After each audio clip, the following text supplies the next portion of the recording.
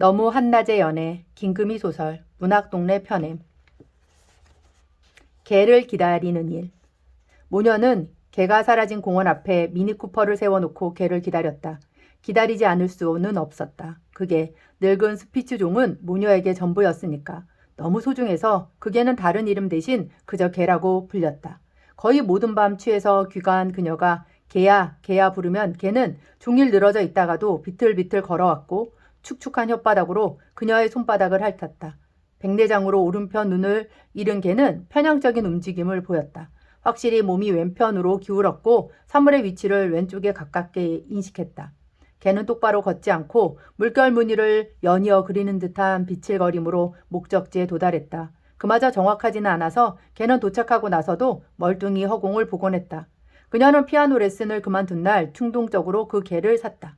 개는 생후 8개월이 지나 팔려가기는 다 틀려서 매장 한편에 매어 있었다. 그녀가 펫숍으로 들어갔을 때 개는 꼬리를 흔들지 않았고 불쌍한 몸짓을 하지도 않았다. 다만 조용히 지켜봤고 그녀가 구입을 결정하자 거미줄이라도 털어내듯 몸을 흔들었다.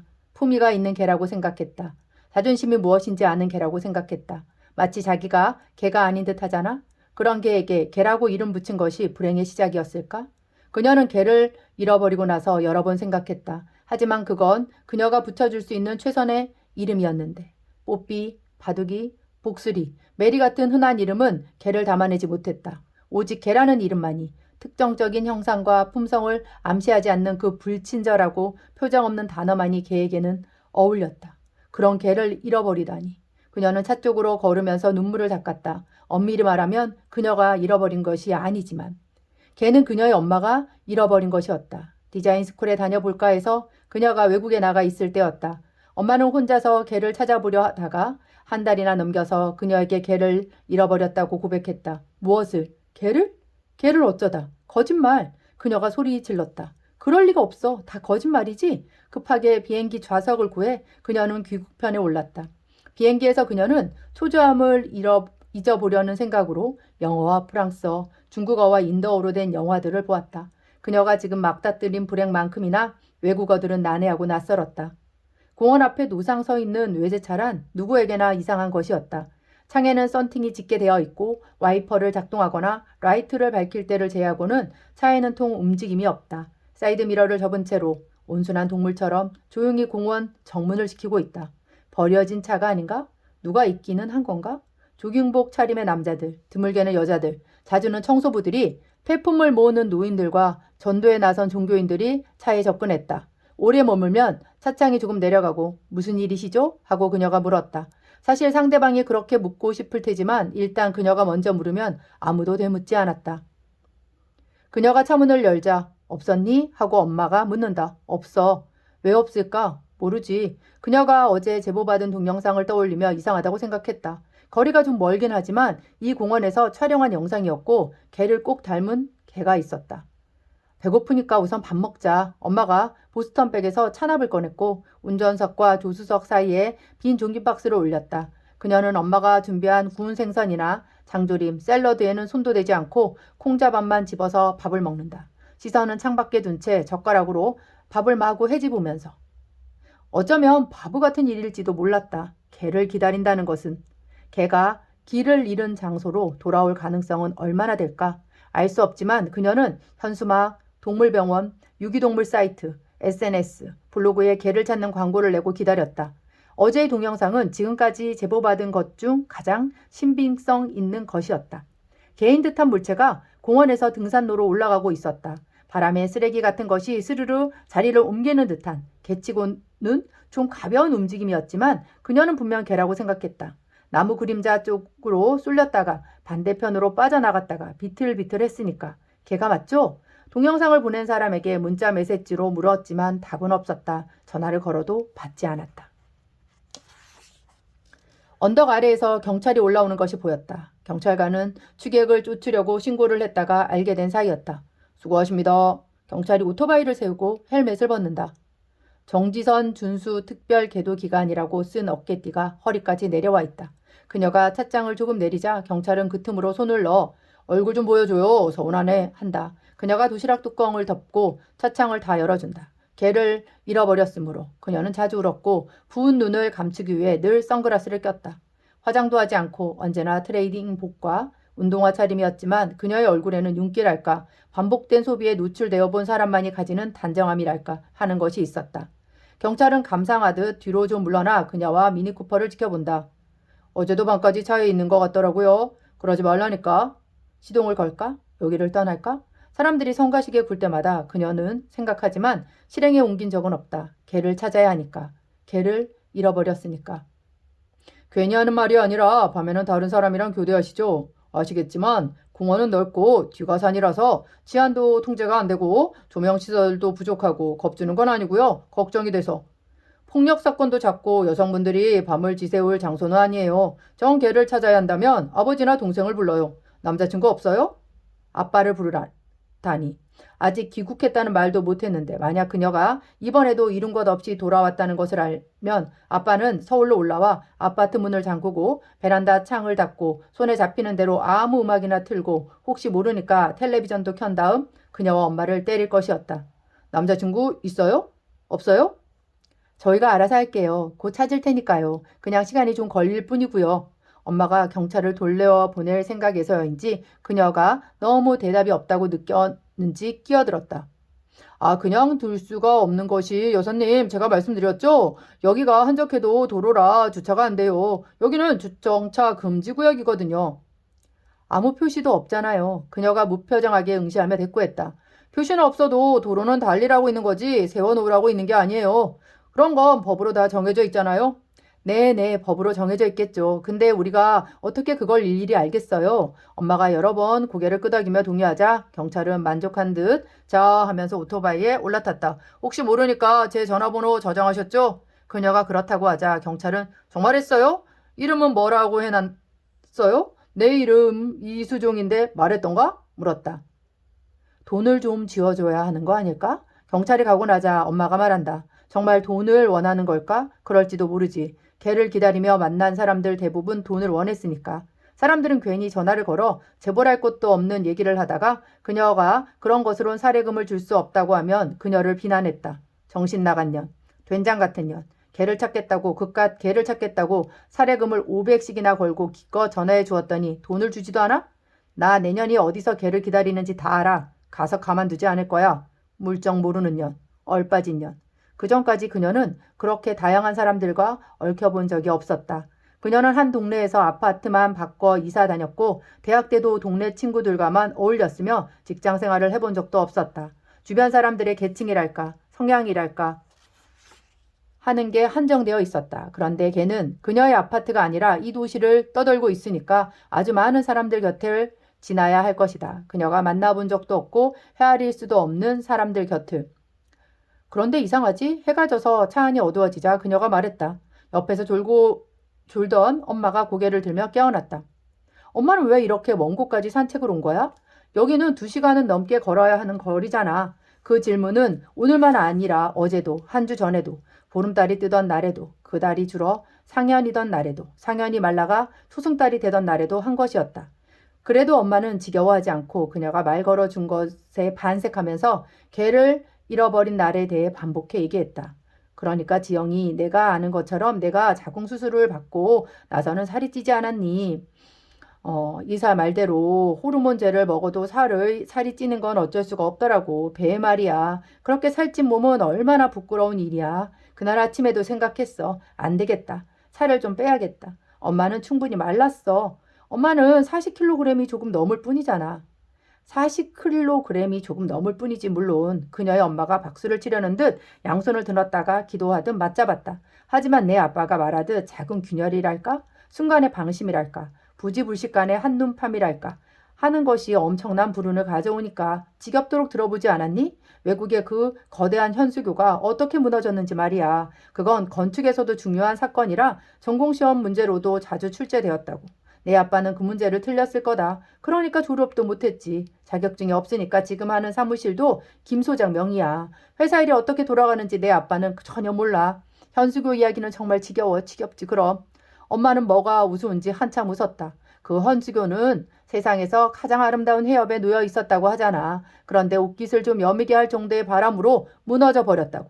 처음에 바람은 현수교를 아주 미미하게 건드렸지만 그렇게 생겨난 현수교의 진동과 바람의 진동이 공명하면서 진동이 커지고 다리가 출렁이고 꺾이고 엿가락처럼 휘어지다 어이없게 무너지고 말았다고. 무너졌다고 하잖니? 고작 한 줌으로 시작한 바람 때문에. 그러니까 정신 차려. 슈레 취하면 유난히 자기 아버지처럼 군인 흉내를 내면서 내 아빠가 그렇게 말하잖니. 할아버지가 남겼다는 일본도를 휘두르면서. 할아버지가 무슨 군인이야? 할아버지는 스님이지. 할아버지는 원래 군인이었대. 중자로 만주에 있었다는데 그 얘기는 잘 안 했지. 광복하고 재산을 지키고 신분을 감출 생각에 출가를 했대. 할아버지의 얼굴은 생각나지 않지만 포천의 어느 산에 있던 사찰을 그녀는 기억했다. 단청색이 유난히 울긋불긋하던 사찰이었다. 세월의 흔적이랄까 기품이랄까 하는 것 없이 레고블록처럼 인공적이고 비현실적인 인상이었다.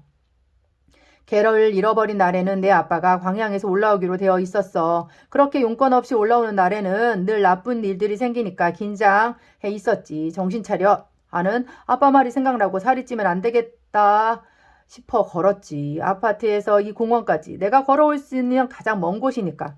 개를 데리고? 그렇지. 걔는 늙으면서 이제 혼자 있으려고 하지 않는다. 너는 몰랐지. 너는 늘 밖에 나가 있지만 난 집에 있잖아. 걔는 내가 어디를 가면 불안해서 오줌을 싸곤 했어. 카펫에 얼룩이 지금도 남아있어. 아빠가 올라오는데 집이 더러우면 안 되잖아. 그래서 데리고 나갔지. 걔는 잘 걸었어? 맹세코 여기 도착하기 전까지는 목줄을 풀어주지 않았어. 물도 목줄을 한 채로 먹였지. 걔는 비스킷을 씻기도 했는데 몇 개나 먹였어? 3개인가 4개인가. 낯선 동네 오니까 걔는 겁을 좀 먹었지. 공원까지 왔는데 걔의 목이 답답해 보여서 실제로 그렇기도 했고 알듯이 그날은 좀 쌀쌀해서 티셔츠를 입혔으니까. 티셔츠를 입혔어? 그녀가 조수석 쪽으로 돌아앉았다. 그 말을 왜 이제 해? 엄마는 자기 말에 취해 있다가 얼떨떨하게 내가 말하지 않았나? 물었다. 말하지 않았어. 그녀가 활기를 띄었다. 흰 털의 개보다는 특정한 티셔츠를 입은 개가 눈에 더 띌 테니까. 티셔츠 색이 뭐였어? 노랑이야? 빨강이야? 푸른색? 흰색? 무늬는? 상표는? 노란색이었던가? 기억이 나지 않는 모양이었다. 그녀의 표정이 와르르 무너졌다. 기억이 안 나? 기억이 안 나냐고. 아이 미안하다 얘야. 엄마가 사과했다. 그녀가 화를 내며 두 발로 차 바닥을 찼다. 그 얘기를 왜 이제야 해? 그렇게 중요한 걸 왜 기억 못해? 왜 걔를 잃어버렸어? 왜 그랬어? 누가 그러랬어? 걔를 잃어버렸으므로 그녀가 그렇게 사랑하던 걔를 잃어버렸으므로 엄마는 애처로울 정도로 몸을 낮췄다. 언제부터 잘못되었는지 모르겠어. 그때 내가 왜 목줄을 풀었을까? 갑자기 어디서 그 큰 세퍼트가 나타났을까? 무엇이 무서워서 걔가 뛰었을까? 불러도 돌아오지 않았을까? 미안하다 미안해. 엄마가 미안하다. 엄마는 늘 너에게 미안했지. 널 낳아놓고는 제대로 해준 것이 없어서 대학도 그렇게 가고 피아노도 그만두고 그때도 나로서는 최선을 다해 널 6군데 학원으로 옮기고 독서실 앞에서 새벽까지 기다리면서 어떻게든 너에게 잘해보려고 했는데 결국 이렇게 걔나 기다리게 했구나. 걔를 기다리는 일에도 규칙이 있었다. 그녀가 집에 가면 엄마가 남았다. 엄마가 차를 떠나면 그녀가 남았다. 그렇게 교대하더라도 둘 다 차를 떠나야 하는 순간은 생겼다. 그때는 차에 달린 3대의 블랙박스가 공원을 지켜봤다. 오늘은 그녀가 집으로 가는 날이다. 가방과 모자를 챙겨 일어서자 엄마가 쉬어라 한다. 집으로 오는 전화는 받지 말고 걔를 잃어버리고 나서는 아무도 만나기 싫은데 여자들이 자꾸 전화를 한다고. 그런 여자들은 나쁜 일, 속상한 일, 불행한 일, 걔를 기다리는 모녀 같은 추문들에 대해서는 유난히 관심이 많으니까 아예 받지 말라고 당부한다. 그녀가 차에서 내리자 엄마도 따라 내리려다가 눈치를 보며 다시 앉는다. 언덕을 내려가다 그녀가 뒤를 돌아본다. 엄마는 운전석 차창을 내리고 그녀를 지켜보고 있다. 엄마도 저기에 남고 싶지 않을 것이다. 그녀는 생각했다. 하지만 엄마를 꺼내주고 싶지는 않다. 그녀는 나쁜 일을 겪을 때마다 엄마를 탓해왔고 이번 일은 정말 엄마가 저질렀으니까 도저히 용서할 수 없다. 하기는 그동안 어떤 것도 용서하지 않았지. 아침에 마시는 사과 주스처럼 그건 오래된 습관 같은 거였다. 아파트로 돌아간 그녀는 욕조에서 스스바라는 말을 떠올렸다. 엄마의 전화를 받던 날 지역신문 기사에서 읽은 단어였다. 그 도시 말을 잘 몰라서 그녀는 아주 더듬더듬 신문을 보고 있었다. 유학생과 현지인 경찰이라는 단어를 읽었고 그녀는 그것이 유학생들 사이에서 소문으로 돌던 살인사건에 관한 기사라고 생각했다. 자세히 읽고 싶었지만 모르는 단어가 많아서 문장은 성긴 그물을 통과하는 물고기처럼 이리저리 빠져나갔다. 그녀는 룸메이트와 섹스를 하고 좀 나른한 기분이라서 사진까지 찾아보고 싶지는 않았다. 다만 현지에서는 대상의 성별에 따라 동사가 달라지는데 여기서는 그런 것들이 왜 정확히 밝혀지지 않을까 생각했다. 대부분의 문장들이 왜 동물이나 물건에 붙는 동사 형태로 서술될까? 다운타운, 욕실, 비명, 그리고 읽을 수 없는 단어 뒤에 스스바라는 단어가 괄호로 붙어 있었다. 무슨 뜻일까 상상하다가 그녀는 전화를 받았고 개를 잃어버렸다는 것을 알게 됐다. 무슨 뜻이었을까? 그녀는 무심코 샤워 커튼을 올려다 보다가 프린트된 꽃무늬가 흐릿하게 지워진 부분을 발견했다. 무늬가 바랠 정도로 샤워 커튼이 오래되었던가? 그럴 리가 없었다. 엄마는 물건을 오래 쓰지 않으니까. 가구도 이태를 넘기지 않고 대부분 바꾸었다. 백색 소파가 검정 가죽 소파로, 베이지색 천 소파로 아예 없어졌다가 고급스러운 보료들로 교체되었다. 식탁은 어떻고 몇 번의 식사를 했을 뿐인데 마치 내킨 버리듯 버리곤 했다. 거실에는 개가 사용하던 자동 급식기와 물통이 그대로 있었다. 버튼을 누르자 윙 모터가 돌면서 사료가 떨어졌다. 겨우 이만큼만 개에게 먹였다니. 어린 그녀에게 그랬듯 개에게도 충분한 음식을 허락하지 않았다니. 그녀는 장식장에서 술을 꺼내 마셨다. 스스바의 뜻이 뭐지? 누가 누구를 죽였지? 죽은 건 남자였어? 여자였어? 거실 전화기를 들었다. 코드가 뽑혀 있었다. 코드를 꽂고 룸메이트에게 전화를 걸었지만 받지 않았다. 이미 다른 데이트 상대를 만났겠지. 그녀가 생각했다. 걔를 찾으면 돌아오겠다고 했지만 믿지 않았을 것이다. 그녀가 동거를 위해 룸메이트 방에 들어갔을 때 최근까지 다른 여자가 살았다는 것을 확실히 느낄 수 있었다. 전 애인에 대해 묻자 룸메이트는 영어를 써서 요리를 잘했지 했다. 마치 어머니 같았어. 나는? 너는 내 여동생 같고 우리는 사이 좋은 자매였어. 아버지는? 그 인간은 걔였지. 그녀와 룸메이트는 발을 까불면서 마구 웃었다. 그녀는 룸메이트와 누군가와 베드에 함께 누워있는 장면을 상상했다. 룸메이트가 팔을 내어주면서 너는 나의 어머니, 여동생 같은 존재야 하고 말하는 것을. 그때도 자기 아버지를 흉볼까? 그녀는 룸메이트가 자신에게 거짓말을 했을지도 모른다고 생각했다. 룸메이트는 그냥 클럽에서 흔한 성 중독자이고. 그때 전화벨이 울렸다. 여보세요? 지영이니? 지영이에요. 지영이가 맞아? 왜 한국에 있니? 잃어버려서요. 잃어버렸다고? 무슨 일 있니? 나한테도 말해도 된다. 걔를 잃어버렸어요. 집에 별일 없던? 누군데요? 아저씨 김 소장이야. 너 출국할 때 배웅도 갔었지? 아, 그날 엄마가 공항에서 만났던 남자. 출장 겸해서 그녀를 배웅 나왔다고 했다. 그런데 왜 반말을 할까? 그날은 아가씨, 지영씨 하지 않았나? 엄마는 어디 있니? 아빠는? 아빠는 왜요? 그녀가 카펫의 얼룩들을 발가락으로 문지르면서 물었다. 아빠를 왜 서울 집에서 찾아요? 아저씨? 개를 잃어버렸다고요. 엄마와 나는 개를 기다리고요. 우리 개의 행방을 알아요? 개? 무슨 개를 말하니? 모르면 전화 끊을래요. 지영아, 아빠는 어디 있니? 왜 반말이야? 언제 봤다고 반말이야? 차비가 없으면 걸어서 가. 왜 차비 없는 사람이 이렇게 많아? 그러면 가족한테 전화를 걸어야지. 개에 대해 떠들 것이 아니라. 그녀는 다음날 아침 일어나 김 소장의 전화를 기억해냈다. 아빠가 연락이 안 된다고. 그녀는 아빠에게 전화를 해보려다가 말았다. 아빠는 어디서 뭘 하는지 일일이 보고하는 사람이 아니다. 그리고 떠난 지 반년도 안 돼서 돌아왔다고 말했다간 가만히 있지 않을 것이다. 김 소장 말도 다 믿을 수 없는 게 아빠가 일부러 피하는지도 몰랐다. 아빠에게는 그런 사람들이 많았고 특히 여자들. 아빠와 연락이 끊긴 여자들은 서울 집까지 찾아오곤 했다. 그러면 엄마는 아가씨 몇 살이라고 했지? 어느 학교라고 했지? 이름이 뭐라고 했지? 물었고 잊지 않겠다는 듯 메모지에 받아 적었다. 돌아가고 나면 엄마는 여자들이 사들고 온 주스나 비타민 음료, 두유 등을 개수대에 버렸다. 종이팩을 가위로 잘라 하나하나씩. 그것을 그렇게 버리는 과정이 아주 중요하다는 듯이. 그녀는 자기 방으로 들어가려다가 안방 문 앞에 섰다. 몇 년간 들어간 적 없던 방이다. 엄마도 아빠가 올라오는 때가 아니면 닫아놓고 살았다. 집에 별일 없냐고? 손잡이를 돌려 문을 열었다. 방은 그녀의 기억과 같았다. 일본도가 걸려있고 장롱이 놓인 한 면을 제외한 벽 전체에 거울들이 붙어 있었다.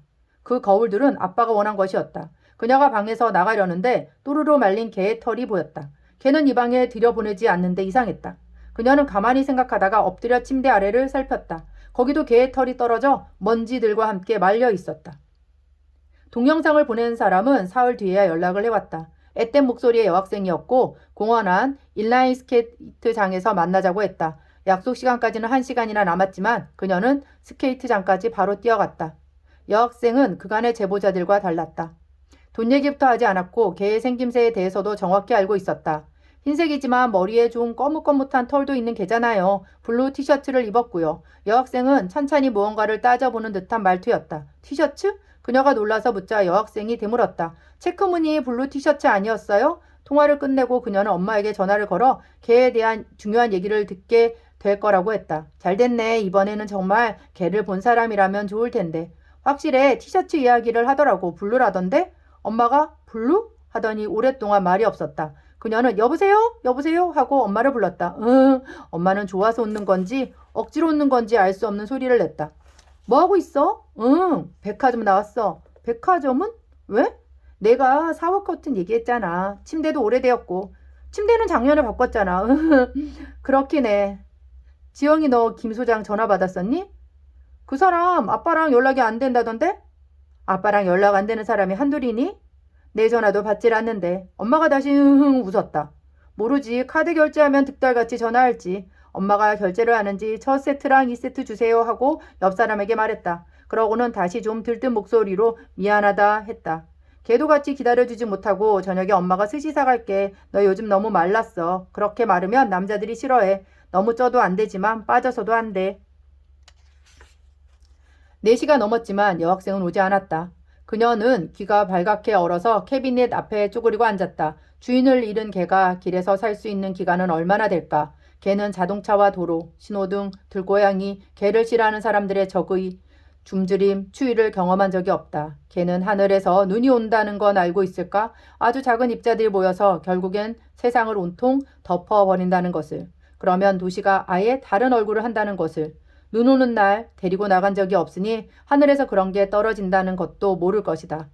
아무도 사료를 주지 않는 밤들에 대해서는 어떻게 생각할까? 다른 개들에 대해서는. 개는 개에게 전혀 관심이 없었다. 산책길에서 다른 개가 냄새를 맡거나 장난을 걸면 응하지 않고 개들이 지나가기를 조용히 기다렸다. 그건 개가 자신을 사람이라고 생각하기 때문이라고 수의사는 말했다. 도구 카페 같은 곳에 가서 사회성을 기르라고. 그렇지 않으면 주인에게만 의존하게 되니까. 하지만 그녀는 그런 정신 사나운 곳에 데려가는 대신 개를 더욱 사랑했다. 그녀의 아빠도 개에게는 손댈 수 없었다. 딱 한 번 개를 때렸을 때 그녀는 아빠에게 맞으면서도 개를 건드리면 가만두지 않겠다고 소리 질렀다. 가만두지 않으면 아빠는 술에 취하고 자신이 행한 얼띤 폭력에도 취해 그렇게 물었다. 신고할 거야? 떠들어댈 거야? 뭘? 나를 강간했잖아. 아빠가 놀랐다. 아니야. 거짓말. 내가 그랬어. 아빠가 좀 어리 빠진 채로 되물었다. 그랬어. 아니야. 그렇지 않았어. 아니야. 그랬어. 그렇지 않았어. 거짓말이야. 아빠는 흥분이 가시자 나약하고 겁 많은 평소의 얼굴로 돌아왔다. 아니야. 안 그랬어. 난 그런 개자식은 아니잖아.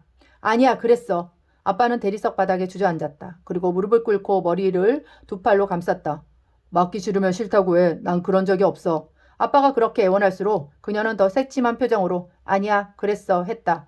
그러니 걔를 건드리기만 해봐. 세상에 다 떠들 거야. 엄마한테도 말할 거야. 그녀는 수건으로 머리에 피를 쓱쓱 닦아냈다. 걔는 해독할 것이 없는 표정으로 그런 그들을 응시하고 그것은 거짓말이었다. 걔를 잃는 것이 두려워서 그렇게 말한 것이었다. 아니 아주 거짓말이지는 않았다. 그녀는 사춘기 내내 그런 악몽에 시달렸으니까. 그런 꿈을 꾸는 것이 더럽고 싫은데 자꾸 그런 꿈을 꾸니까 어쩌면 자기 손을 쓸 없이 타락한 여자가 아닐까? 그냥 죽어버릴까 싶기도 했다. 그 뒤로도 그녀는 여전히 아빠에게 맞았지만 횟수는 점차 줄어들었다. 참지 못해 주먹을 휘두르는 날에도 아빠는 무언가를 해소하기는커녕 더 큰 공포에 휩싸여 가는 듯한 표정을 지었다. 여학생이 마스크와 비닐을 쓰고 나타났다. 두 손을 점퍼 주머니에 넣고 추운지 다리를 동동 굴렀다. 동영상이 최근에 찍은 거니? 그녀가 급하게 물었다. 아니요, 2달 됐어요. 2달? 그녀가 눈에 띄게 실망했다. 2달 전에 걔가 이 공원에 있었다는 건 동영상이 아니라도 확인되는 사실이다. 엄마가 그때 걔를 잃어버렸으니까. 그녀가 고개를 떨궜고 오리 한 줄 나가 있는 여학생의 검전 스타킹을 보았다. 여학생이 입은 바람막이 점퍼는 초겨울에 입기에 너무 얇았다. 2달 전이라도 걔가 찍힌 동영상을 손에 넣은 건 다행이 아닐까? 그녀는 여학생에게 살해를 하고 싶어졌다. 살해를 할까 하는데 번거롭겠지만 차까지 가야 지갑이 있어. 알겠지만 나는 걔를 찾고 있고 걔를 찾아주는 사람에게만 돈을 줄 생각이었지만 내가 찍은 동영상은 내가 간직할 것 같으니까. 차까지 가는 게 싫으면 계좌번호 있지? 은행에. 가르쳐주면 20만 원 넣어줄게. 그녀는 이렇게 어린 여자에게 자신이 실망하고 절망했음을 들키고 싶지 않아서 흐트러진 머리카락을 단정히 묶었다. 여학생 뒤편에 스케이트장 조명이 켜져서 여학생의 얼굴은 아주 새카맣게 보였다. 돈이 적다고 생각하는 걸까? 왜 말이 없을까? 가방에 수첩 같은 거 있지? 계좌번호를 불러줘. 20만 원이면 여기까지 온 수고값은 되겠지?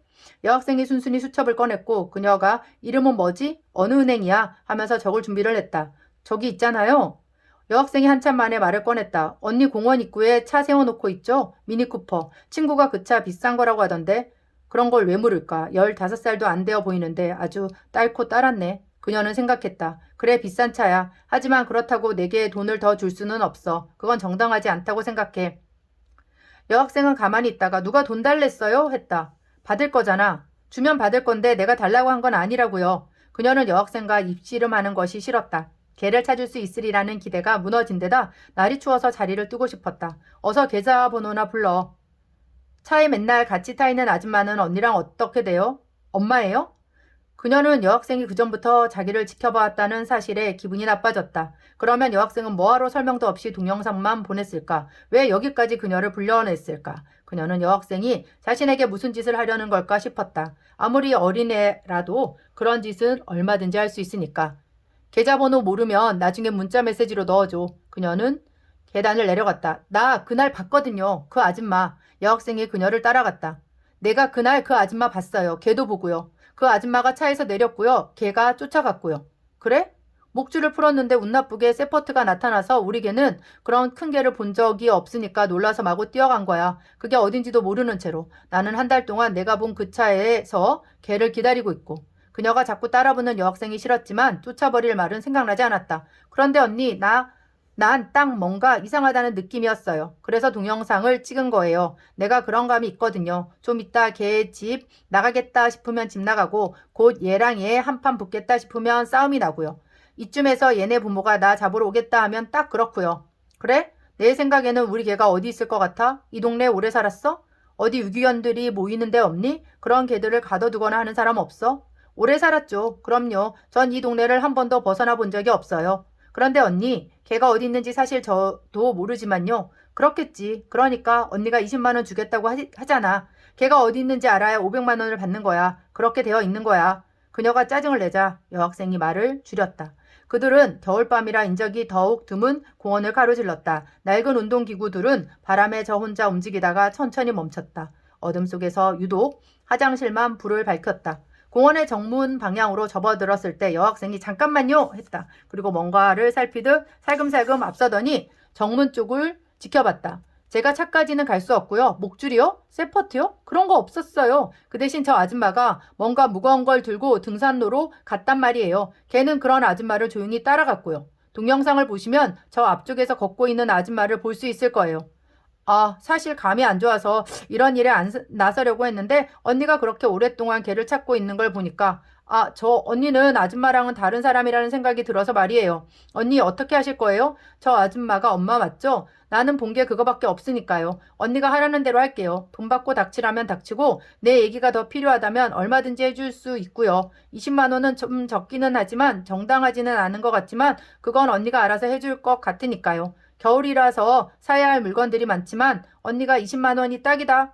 이건 그냥 20만 원짜리다 하면 그렇게 할게요. 찐따 붙고 안 그럴게요. 어떻게 하실래요? 언니 나 저 아줌마는 무서워서 저기서 보자고 한 거예요. 느낌이 딱 뭔가 좀. 그래도 언니가 닥치라면 닥치고 나불대라면 나불댈게요. 언니는 좋은 사람이죠? 난 딱 알아요. 그래서 이렇게 말하는 거예요.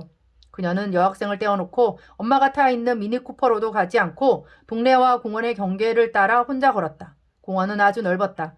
연립주택들이 밀집한 동네를 생각해보면 터무니없이 넓은 면적이었다. 인적이 드물어졌을 때 휴대전화에서 동영상을 재생했다. 어두웠고 개인 듯한 물체가 비틀거리며 S자로 굽은 등산로를 걷고 있었다. 아주 멀게 보였다. 그녀가 휴대전화의 화면을 밝기를 높였다. 개가 향하는 방향으로 사람인지 아닌지 알 수 없는 그림자가 서 있었다. 엄마가 거짓말을 했을까? 그녀는 만약 그것이 개이고 그림자가 엄마라면 어떻게 되는 걸까 생각했다. 또 그것이 개가 아니고 그림자만 엄마라면 죽였을까? 개든 뭐든. 그녀는 아빠에게 전화를 걸었다. 받지 않았지만 연결음은 정상적으로 갔다. 그건 개도 아니고 엄마도 아닐 거야. 그녀가 생각을 정리했다. 그 대바라진 계집애가 되도 않는 거짓말을 하는 거야. 돈을 얻으려고. 싸구려 화장품이나 겨울 패딩 같은 것을 사려고. 그 얇은 바람막이 점퍼를 이 겨울에 입고 다니다니. 거기에 나이키 로고 하나가 그려져 있다는 이유만으로 미련하게 이 추위를 견디다니. 바보 같은 계집애. 얼빠진 계집애. 공원과 주택가 사이에는 마른 모들로 이루어진 철망이 쳐져 있었다. 공원한 수풀들이 철망 사이로 빠져나온 채 시들어 있었다. 걔는 어디로 갔을까? 그녀는 쪼그려 앉아 무릎에 얼굴을 묻었다. 어디를 헤매고 있을까? 휴대전화가 울렸다. 룸메이트였지만 받지 않았다. 지금 그녀에게 스스바라는 단어 따위는 중요하지 않고 떠나온 도시의 살인사건 같은 건 알 필요도 없다. 우선은 걔를 찾아야 한다. 그녀는 생각했다. 걔를 잃어버렸으니까. 그녀가 옆걸음으로 비탈길을 내려올 때 누군가가 그녀의 허리를 와락 안았다. 경찰이었다.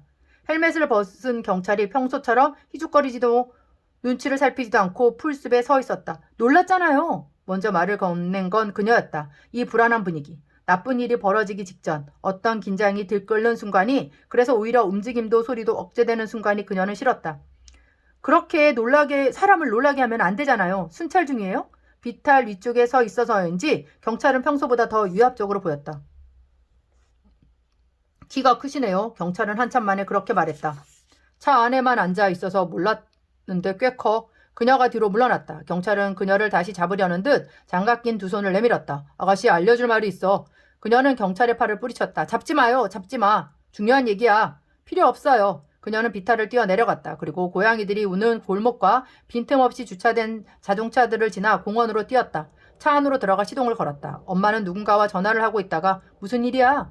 하고 물었다. 그녀는 차를 몰아 언덕을 재빨리 내려갔다. 라이트도 켜지 않은 채 속도를 점점 높여 이윽고 차는 강변의 도로를 탔다. 이상해. 정말 이상하다고. 그녀는 경적을 울리며 가속 페달을 밟아 나갔다. 그러니까 엄마는 어쩌다 그 공원까지 갔던 거야? 엄마는 통화가 끝나지 않았는지 휴대전화를 가만히 귀에 댄 채로 그녀가 아슬아슬하게 차들을 앞질러 가는 것을 바라보았다. 반대편 차선의 자동차들이 헤드라이트를 비추며 다가왔다 사라졌다. 응, 그러니까 그게 말이야. 그녀는 엄마의 말투가 지나치게 상냥하다고 생각했다. 누구랑 전화를 하는 거야? 전화 끊어. 끊었어. 엄마는 답했다. 그러니까 지영이 내가 알다시피 군종 때문에 제거 수술을 받지 않았니? 의사는 호르몬제를 꾸준히 복용하지 않으면 그래 살이 찔 거라고 경고했잖아. 그건 안다고.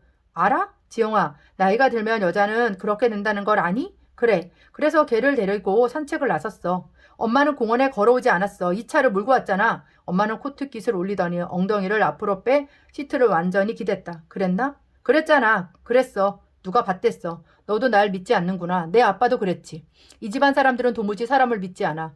너네 할아버지가 내 아빠를 무지막지하게 때리던 것을 기억하지? 불쌍히 모셔져 있는 그 횡하니 넓고 차가운 마룻바닥에 40도 넘은 아빠를 엎드리게 하고는 때렸지. 그것도 믿지 못해서란다. 자기 재산이 줄어가는 것이 내 아빠 탓이라고 말이야. 그 재산이 어떤 재산이니? 머리를 깎고 숨어 살아야 지킬 수 있는 재산 아니었니? 할아버지는 만주에선 누구나 쥐도새도 모르게 죽어나가곤 했다고. 내 아빠에게 겁을 주었단다. 중국인도 조선 사람도 일본인 러시아인도 자기 명령이면 개죽음을 당했다고. 사실일까 싶지만 그런 얘기를 진짜 했다지 않니? 내 할아버지가 말이야. 그게 뭐 자랑이라고. 지영아, 걔는 혼자 있으려고 하지 않아서 내 아빠가 올라온 날에도 안방까지 따라 들어오곤 했다. 내가 외국으로 가고 나서 걔는 내 말을 더 듣지 않았어. 내 아빠는 그때마다 내 아빠답지 않게 완력을 쓰지 않고 신문지 같은 것을 말아 나약하게 위협하면서 가라 개야. 제발 가. 내 옆으로 오지 마. 했지. 얼마나 우습던지. 그날도 내 아빠는 내가 바람이 났다고 말도 안 되는 의심을 하면서 나를 때리고 일본도를 휘두르면서 발광을 했는데 걔가 어떻게 했는지 문을 열고 들어선 거야. 그리고 걔가 짖기 시작했어. 왜 고 으르렁대고 경계하고 위협했어. 귀가 먹먹할 정도로 시끄럽게 짖었어. 상체만 바닥에 붙이고 크르릉 거리다가 자기 몸이 막 부딪히는 것도 생각하지 않고 뛰어다녔어. 걔는 아주 흥분했어. 걔가 왜 그렇게 흥분했어? 우리 걔는 그런 걔가 아니잖아. 걔는 그러지 않잖아. 그녀는 무엇 때문인지 모르지만 눈물이 나서 손등으로 훔쳤다. 우리 걔는 그렇지 않았잖아. 그 정도는 아니었잖아. 그렇지 않지. 그 정도는 아니었어. 엄마가 그녀를 달래듯이 말했다.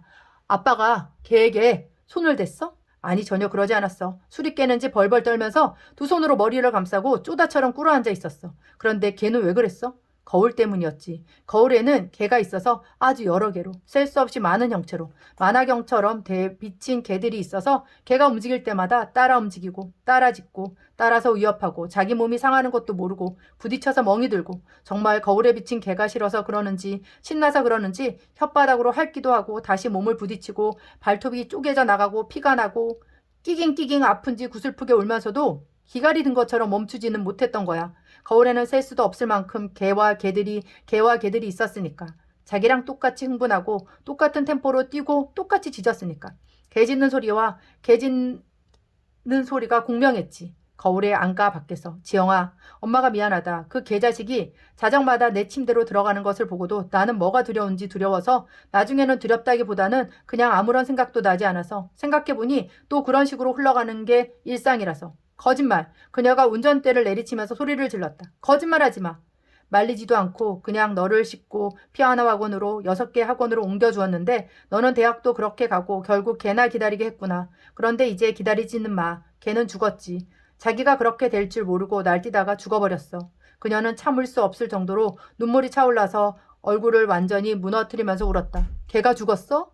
죽었지. 미안하다 엄마가. 걔만 죽었어? 걔만 죽었지. 죽은 것은 걔였지. 걔는 이제 돌아오지 않을 테니 기다리지 마. 기다려도 걔는 오지 않을 테니까. 거짓말. 그녀가 소리 질렀다.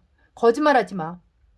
외국의 도시에서 그녀는 어떤 길이든 걸어서 갔다. 1시간 반이나 걸리는 디자인 스쿨에도 화첩과 화구들을 들고 걸어갔다. 가끔 룸메이트가 오토바이로 태워다 주기도 했지만 바텐더인 룸메이트는 낮에는 자야 했으니까 외출할 때면 그녀는 룸메이트를 깨우지 않게 살금살금 방을 빠져나왔다.